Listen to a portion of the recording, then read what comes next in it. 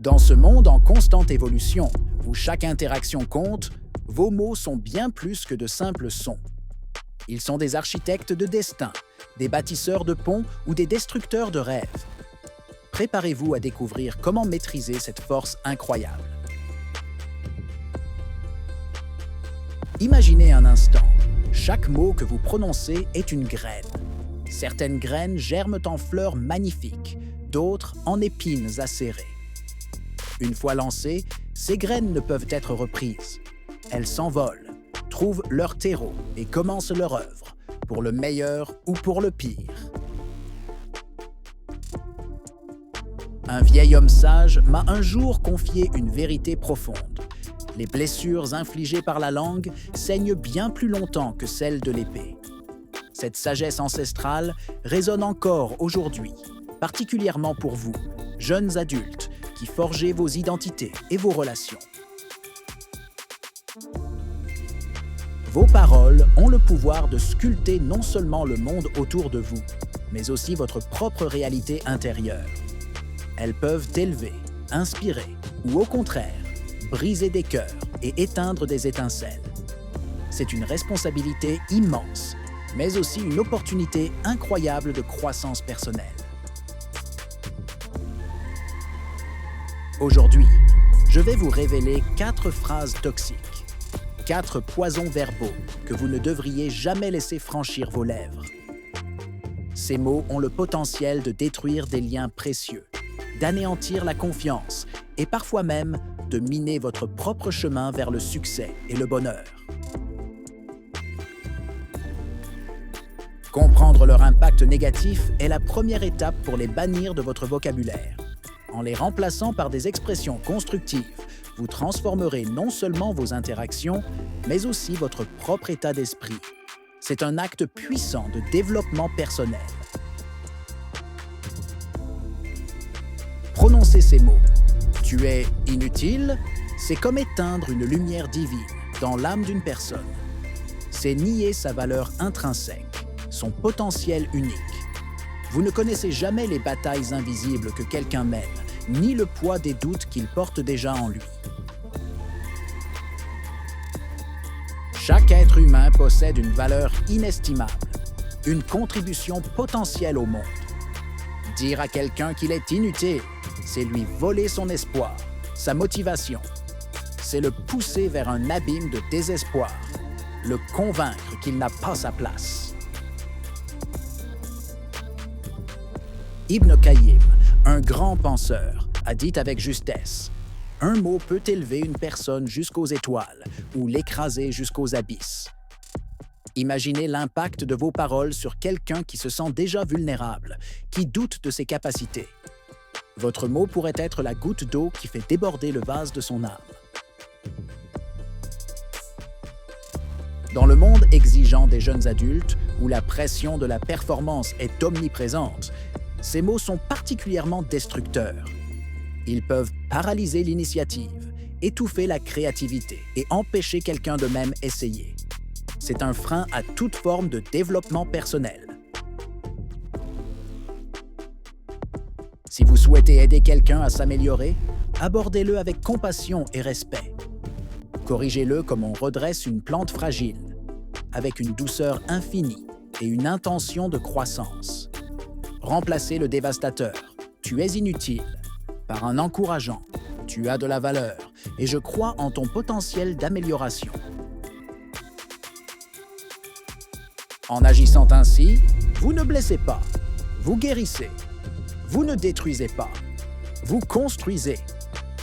Vous devenez un catalyseur de changement positif, un véritable mentor.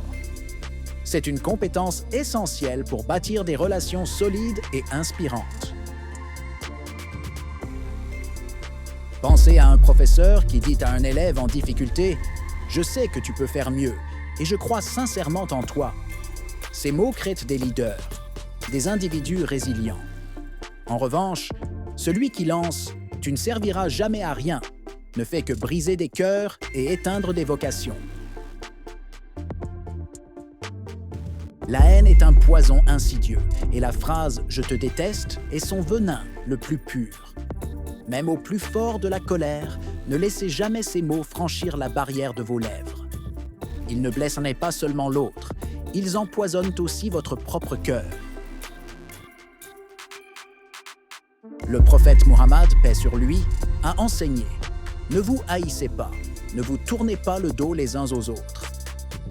Cette sagesse intemporelle nous rappelle l'importance de la connexion humaine, même face aux désaccords.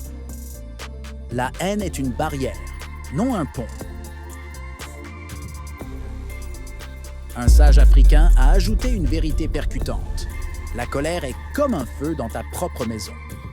Si tu ne l'éteins pas rapidement, elle te brûlera toi aussi. La haine, c'est la colère qui a pris racine et qui consume tout sur son passage, y compris celui qui la nourrit. Exprimer la haine, c'est se lier à une énergie négative qui vous ronge de l'intérieur. Elle obstrue votre capacité à pardonner, à comprendre, à avancer. Pour votre propre bien-être mental et émotionnel, il est crucial de ne pas laisser ces mots vous définir. Préférez dire « Je n'aime pas ce que tu as fait ». Cette distinction est fondamentale. Elle sépare l'acte de la personne, l'erreur de l'individu. Vous attaquez le comportement, non l'âme. Cela permet une discussion constructive, une résolution de conflits, sans détruire la relation. Cette approche est essentielle pour les jeunes adultes qui naviguent dans des relations complexes, amicales ou amoureuses. Apprendre à critiquer l'action sans dénigrer la personne est une marque de maturité émotionnelle. C'est une compétence clé pour une communication saine. Imaginez une mère en colère contre son fils pour une erreur grave. Si elle dit « Je te déteste », elle plante une graine de rejet profond qui peut marquer l'enfant à vie. Mais si elle dit « Ce que tu as fait m'a profondément blessé, mais je t'aime toujours », elle construit un pont de compréhension et de pardon, au lieu de creuser un fossé irréparable. La réussite n'est pas une prophétie que vous avez le droit d'annoncer ou de refuser à quelqu'un. C'est un chemin unique que chaque individu construit, pas à pas, avec ses propres efforts et ses propres défis. Dire à quelqu'un « Tu ne réussiras jamais », c'est vous placer comme un obstacle sur sa route, un prophète de malheur. Confucius, avec sa sagesse intemporelle, a déclaré « Celui qui dit que c'est impossible ne devrait pas interrompre celui qui est en train de le faire ». Cette citation est un rappel puissant de l'importance de l'encouragement et de la foi en autrui. Votre rôle est de soutenir, non de décourager. De nombreux grands hommes et femmes de l'histoire ont entendu cette phrase démotivante. Ils l'ont transformée en carburant, en motivation pour prouver le contraire. Leur résilience est une source d'inspiration. Mais combien d'autres, moins solides, ont cru à ces paroles destructrices et ont abandonné leurs rêves? Pour les jeunes adultes, cette phrase est particulièrement insidieuse. Elle peut s'immiscer dans l'esprit, créer des doutes profonds et saboter l'estime de soi. Elle peut empêcher quelqu'un de poursuivre ses passions, de prendre des risques nécessaires à sa croissance. Votre rôle, en tant qu'individu conscient, est de choisir vos mots avec une intention positive. Plantez des graines d'espoir, d'encouragement et de possibilités, jamais des graines d'abandon ou de fatalité. Soyez un architecte de rêve, pas un fossoyeur d'ambition. Chaque personne a un potentiel inexploité. Vos mots peuvent soit aider à le libérer, soit l'enfermer à jamais. Soyez la voix qui dit « Tu peux le faire », même quand les autres doutent. C'est un acte de leadership et de bienveillance. En 1895, un professeur aurait dit à un jeune Albert Einstein qu'il n'irait jamais loin dans la vie. Aujourd'hui, le monde entier connaît son nom, son génie. Mais combien de génies anonymes ont abandonné leurs aspirations parce qu'ils ont cru à cette parole démotivante, prononcée par quelqu'un qui ne voyait pas leur lumière intérieure. Le pardon n'est pas un acte qui excuse le mal commis. C'est un acte de libération personnelle, une décision consciente de se défaire des chaînes de la rancœur et de la douleur.